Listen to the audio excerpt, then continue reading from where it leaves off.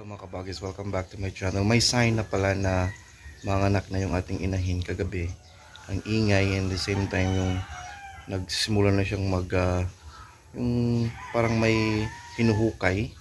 Pero kaka 100 days pa lang niya. So comment nga mga kabagis sa comment section kung mayroong cases na ganyan na maaga masyado or baka ano lang ako, masyadong excited lang.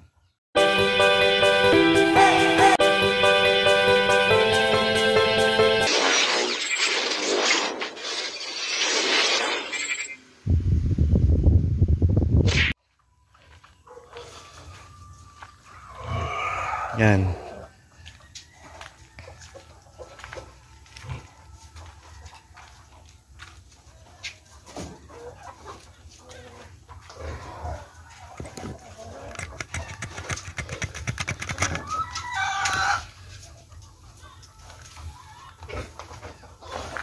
Ito na siya mga kabagis, oh.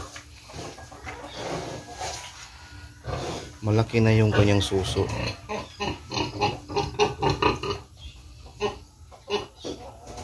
Napakaingay niya kagabi. And parang may hinuhukay-hukay siya. Hindi ko alam, baka sign na yan. Pero nag 100 days pa lang siya ngayon.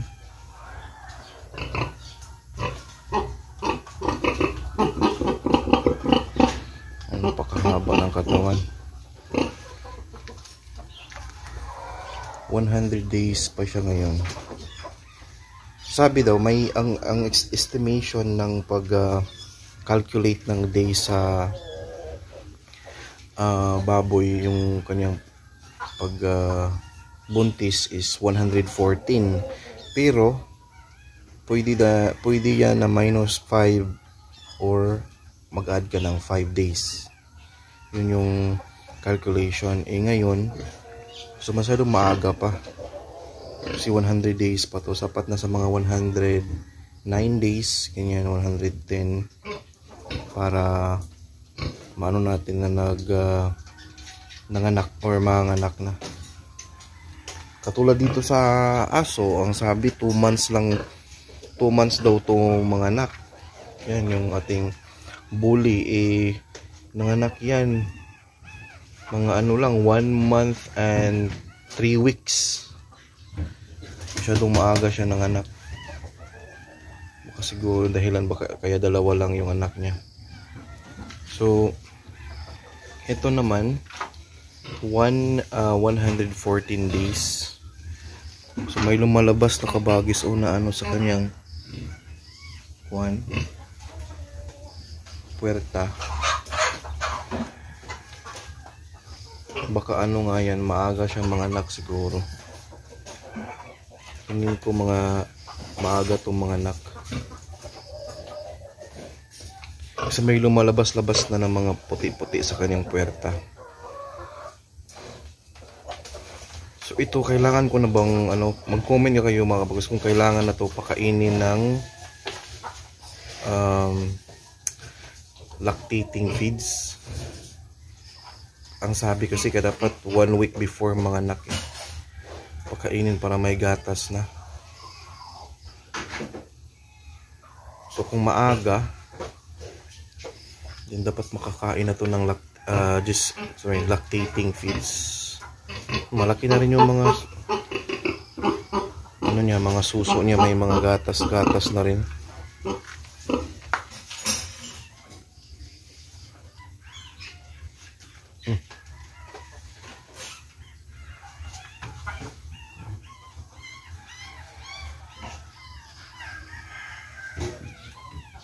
Iguan natin.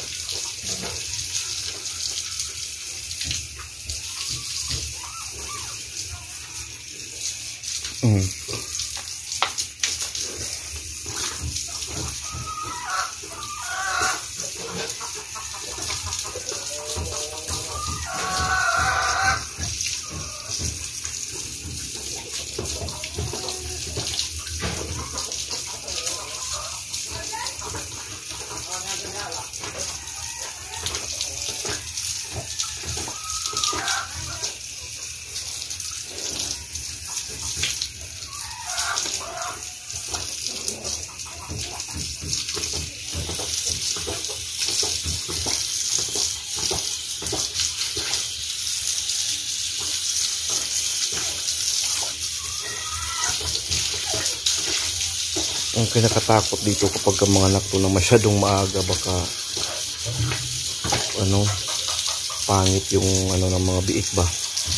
So yung kinakatakot ko. Kasi kanina at kahapon mayroong lumalabas na puti-puti sa kanyang puwerta. Kaya ang suso. Sabi naman ng papa ko, normal lang daw kasi malapit ng mga anak.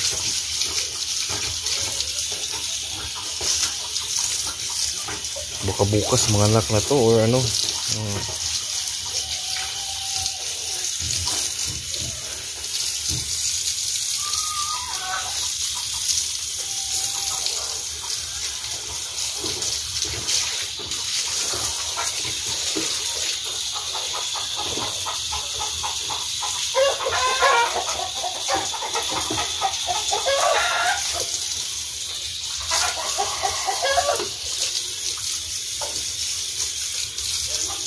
Comment nyo kayo mga kabagis kung mga ganito first baby ng or first piglets ng isang inahin, normally mga ba yan?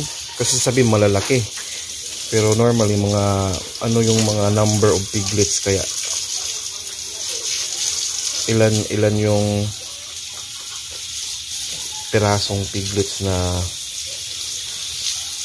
normally na i-deliver nila kapag ka first time or first nilang first baby. Sana mga kahit 10 or ganyan, okay na yung 10 na piglets. So sa tingin ko ito maliit, hindi masyadong malaking tiyan eh. Yung tiyan niya kabagis, hindi ganoon kalaki. So technically kung ganyan, yan, hindi siguro aabot ng 10.